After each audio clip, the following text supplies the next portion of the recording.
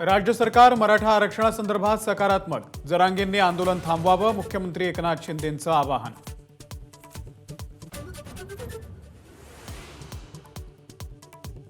मनोज जरांगेंच्या मुंबई आंदोलनाचा आजचा दुसरा दिवस. बीडच्या मातोरी गावातून निघून पाथर्डी तालुक्यातल्या तनपूरवाडी मार्गे मुंबईला मार्गस्थ.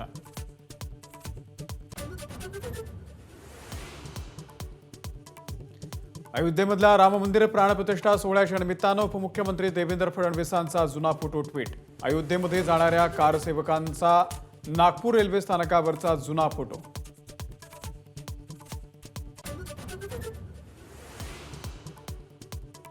बावीस जानेवारीची सुट्टी रद्द करा. लॉच्या विद्यार्थ्यांकडून जनहित याचिका दाखल. थोड्याच वेळात याचिकेवरती तातडीची सुनावणी.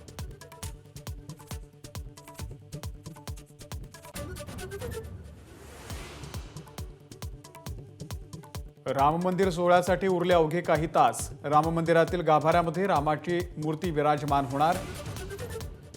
राम मंदिरातील सजावटीची दृश्य एबीपी माझावर.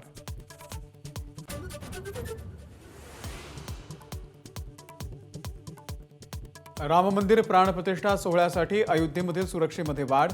अयोध्येच्या सीमांवरती कडक बंदोबस्त. विना निमंत्रण अयोध्येमध्ये परवानगी नाही. ड्रोनच्या माध्यमातून शहरावरती नजर.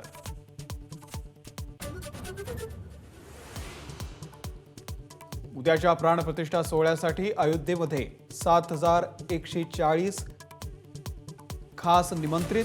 112 परदेशी पाहुण्यांचाही समावेश. रामनगरीमध्ये उतरणार 150 चार्टर्ड प्लेन.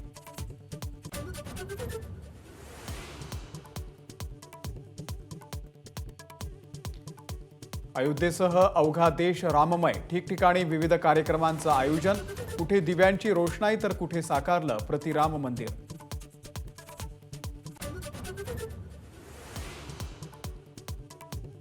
मुख्यमंत्री शिंदेंचा आजही डीप क्लीन मोहिमेमध्ये सहभाग.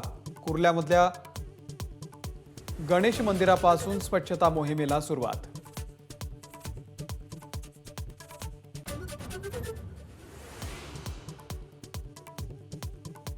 अमरावतीमध्ये प्रकाश आंबेडकर यांची जाहीर सभा. सभेतून महाविकास आघाडीसह भाजपवरती हल्लाबोल. जागा वाटपामध्ये तडजोड झाली नाही तर 48 जागा लढवणार, आंबेडकरांचं विधान.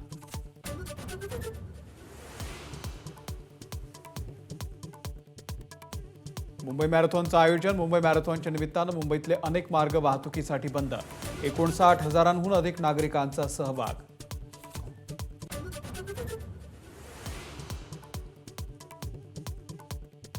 पंतप्रधान मोदींचं मिशन साऊथ. आज रामेश्वरममधील अरिचल मुनाई आणि धनुष्कोडीच्या कोदंड रामस्वामी मंदिरामध्ये करणार पूजापाठ.